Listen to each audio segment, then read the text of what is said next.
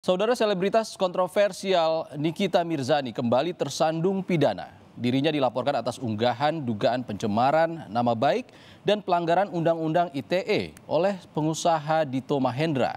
Perdebatan kembali muncul dengan isi pasal dakwaan ITE yang dinilai multitafsir.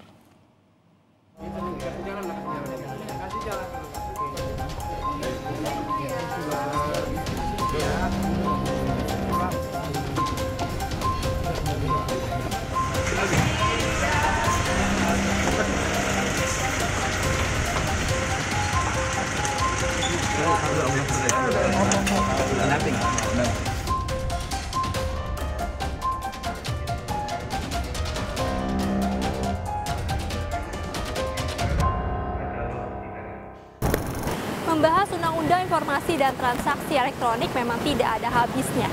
Meski secara umum Undang-Undang ITE ini dimaksudkan untuk memberikan perlindungan, namun beberapa pasal karet justru membuat Undang-Undang ITE menjadi pasal pemukul, terutama yang berkaitan dengan nama baik seseorang.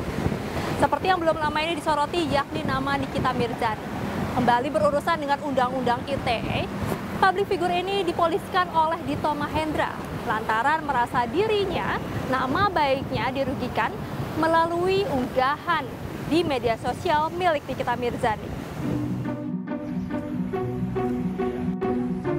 Unggahan berupa Instastory pada bulan Mei 2022 di akun Instagram @nikitamirzani_mawardi_172 menceritakan adanya tindak kekerasan yang dilakukan oleh Dito Mahendra. Kasus kekerasan tersebut pun sebelumnya sudah dipublikasikan melalui media online. Foto dan nama Mahendra terpampang jelas dalam unggahan tersebut. Inilah yang kemudian dilaporkan oleh pihak Dito Mahendra melalui pengacaranya ke pihak berwajib pada 16 Mei 2022. Dalam perjalanan kasus ini, Nikita pun sempat menyambangi Divisi Propam Mabes Polri pada Rabu 22 Juni 2022. Ditemani penasihat hukum, laporan tersebut menyampaikan pengaduan terhadap petugas Polresta Serang Kota yang pernah mendatangi rumah Nikita pada dini hari.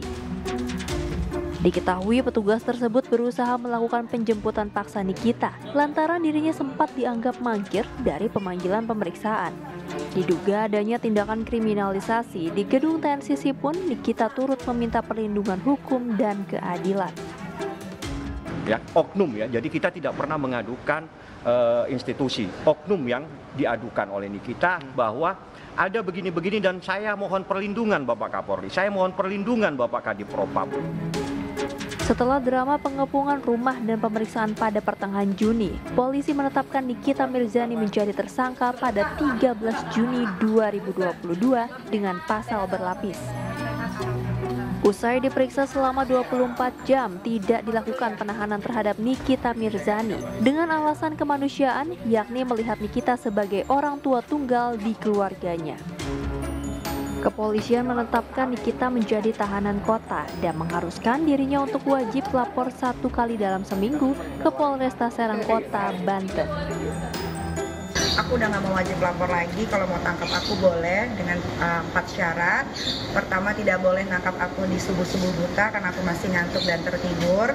Kedua, tidak boleh menangkap aku di daerah publik bersama anak, mau mall kayak atau apapun itu. Ketiga, penjarain dulu Dito Mahendra dan Nindya Ayunda. Keempat, baru penjarain aku. Tapi habis itu aku minta 1 sel sama Nindya Ayunda. Wah, kenapa itu? Ya, kenapa? Ya 1 sel aja. Kalau sama-sama di dalam penjara kan bebas. Berselang 1 bulan, penyidik Polres Serang Kota melakukan pelimpahan tahap 2 ke Kejaksaan Serang pada 25 Oktober 2022.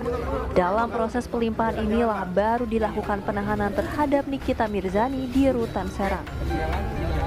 Senin 14 November 2022 menjadi sidang perdana Nikita Mirzani dengan agenda pembacaan dakwaan di Pengadilan Negeri Serang. Terhadap dakwaan, Nikita tidak memberikan banyak tanggapan. Namun uraian dakwaan jaksa penuntut umum terkait kerugian yang ditimbulkan yakni sebesar Rp17.500.000 menjadi salah satu poin yang dipertanyakan baik oleh Nikita Mirzani maupun penasihat hukum. Ada keberatan nggak Ketawa aja. Ketawa aja. Ya kan kalian dengar sendiri tuntut apa dakwaannya. 2 minggu lagi Nyai. 2 minggu ya udah memang udah aturannya begitu. Pada sidang berikutnya, Nikita akan menanti pembacaan nota keberatan pihaknya. Penasihat hukum Nikita Mirzani, Fahmi Bahmir menyebut terdapat dugaan terjadinya kriminalisasi terhadap kliennya. Melalui jalannya persidangan, pihaknya akan melihat bagaimana proses pembuktian jaksa penuntut umum terhadap dakwaan kepada Nikita Mirzani. Jaksa itu justru membenarkan bahwa Niki itu memposting untuk menghimbau. Kalau Anda baca secara baik di dalam surat dakwaannya itu, jaksa itu justru membenarkan Niki itu tidak mencemarkan nama baik seseorang. Niki itu hanya menghimbau. Niki itu memposting sebuah berita dari media online. Itu semua ada di dalam dakwaan. Kalau Anda ikutin dakwaannya, nah kalau Anda memegang dakwaannya, artinya secara hukum jaksa itu sudah membenarkan ini tidak ada perbuatan pidana di sini. Nah, kalau tidak ada perbuatan pidana, kenapa disidangkan Nikita Mirzani dipaksakan dengan persoalan pidana pencemaran nama baik siapa yang dicemarkan? Karena jangan dilupa di kalimat di situ ada patut diduga. Artinya Nikita tidak menuduh seseorang dan itu dibenarkan sendiri sama jaksa dalam uraiannya. Artinya jaksa sebagai orang yang diberi wewenang oleh hukum, oleh undang-undang untuk menuntut seseorang itu membenarkan Niki tidak melakukan pencemaran nama baik. Niki memposting berdasarkan berita di online. Niki men-tag kepolisian ada kasus tentang security yang lagi dianiaya, mohon Bapak Polisi itu diproses. Apa yang dikatakan Niki itu semuanya benar.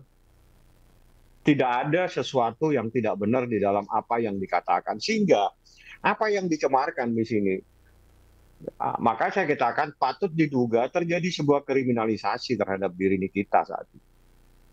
Tidak sedikit masyarakat yang terseret Undang-Undang ITE, terutama kasus pencemaran nama baik. Data menunjukkan dari bulan Juli sampai dengan September 2022 terjadi kenaikan kasus hingga 4 kali lipat jika dibandingkan dengan tahun 2021. Pakar hukum pidana Heri Firmansyah tidak memungkiri, dalam praktik memberikan rasa aman melalui Undang-Undang ITE bukanlah hal yang mudah. Salah satunya hal ini terlihat dari tidak adanya batasan apapun dalam mengakses sebuah informasi, termasuk minimnya pemahaman terhadap konsekuensi logis dan yuridis dalam suatu perbuatan dunia maya atau biasa disebut dengan cybercrime. Salah satu hal penting yang menjadi patokan, apakah informasi yang disebarluaskan berupa kritikan atau menyerang pribadi seseorang. Undang ITE ini kan keberlakuannya dulu menggunakan Undang-Undang 11 tahun 2008 ya. Kemudian diubah menjadi Undang-Undang 19 tahun 2016. Tapi sebenarnya undang-undang ini tidak berdiri sendiri. Jadi dia itu berasal dari Kitab Undang Hukum Pidana. Ya, tepatnya kalau kita bicara pencemaran nama baik biasanya di 310 dan 311 KUHP.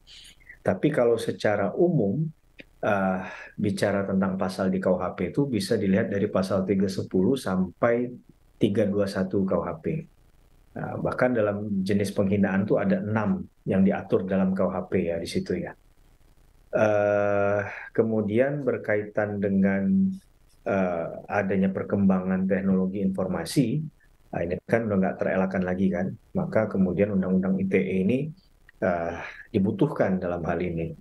Kalau kita lihat di perjalanannya di waktu itu, saya nggak salah Pilpres ya 2014, memang meningkat ini penggunaan Undang-Undang ITE khususnya kaitan dengan pencemaran nama baik. Nah itu yang kemudian ada perubahan yang kedua terkait Undang-Undang ITE karena ada pasal-pasal yang kemudian diatur agar tidak sedikit-sedikit orang itu langsung diproses, langsung ditahan terkait dengan upaya paksa karena ancaman pidananya waktu itu katakanlah pasal 27 ayat 3 itu kan ancaman pidana 6 tahun, denda 1 M gitu kan. Kemudian diubah, direvisi menjadi ancaman pidana jadi 4 tahun dan kemudian denda jadi 750 juta. Nah, dalam konteks penggunaan teknologi informasi memang sebenarnya ya ada harus punya rasa aman ya dalam menggunakan teknologi informasi. Nah, ini yang sebenarnya niat untuk yang ingin dijaga betul oleh pembentuk undang-undang dalam hal keamanan penggunaan teknologi informasi.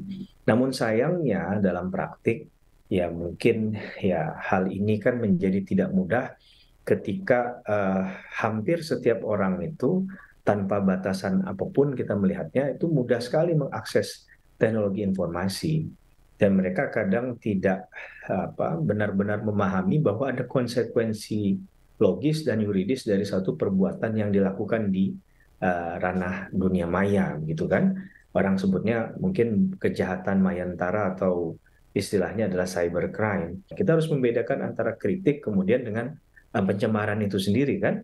Nah, sehingga ini harus yang kita ketahui adalah yang diserang ini apa? Pribadi seseorang kah? Atau kita bicara dalam konteks yang mana? Nah, kalau ternyata sudah menyebut nama, menampilkan wajah, nah itu kan sudah melekat pada pribadi orang tersebut kan.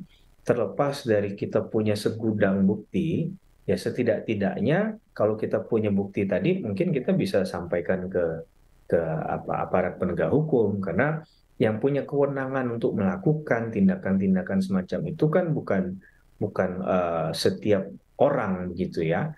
Itu sudah dibatasi oleh undang-undang bahwa mereka yang punya kewenangan saja. Ya, salah satunya adalah penyidik kepolisian. Nah, saya rasa dalam konteks ini apalagi kalau seorang itu punya pengikut, katakanlah pengikut di media sosial yang jumlahnya jutaan banyak, ya ini kan mengkhawatirkan ya. Bayang-bayang hukum pidana nampaknya menemani masyarakat dalam bermedia sosial. Kehati-hatian dan tanggung jawab penuh harus menjadi kesadaran halayak. Di satu sisi, harus selektif dalam menentukan perbedaan antara kritik dan penyerangan terhadap pribadi seorang juga diperlukan pihak berwajib. Agar lapor-melapor tidak seperti jualan kacang goreng, tanpa ada dasar hukum yang kuat dan hanya didasari oleh suka atau tidak suka.